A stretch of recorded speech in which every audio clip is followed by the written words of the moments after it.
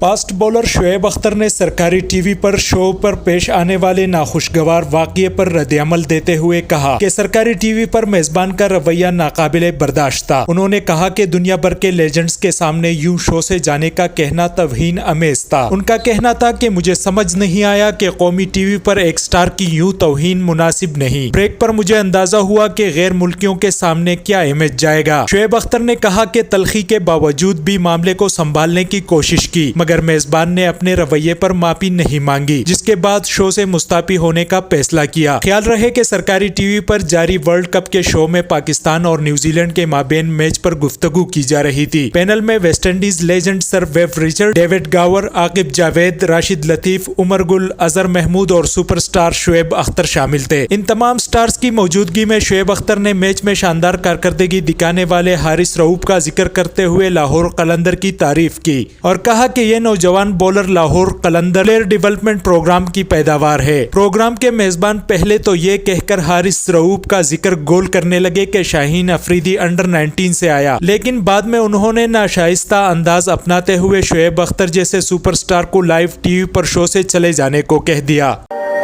हमारी वीडियोस को लाइक करें, शेयर करें और YouTube पर सब्सक्राइब करके बेल आइकन को प्रेस करें।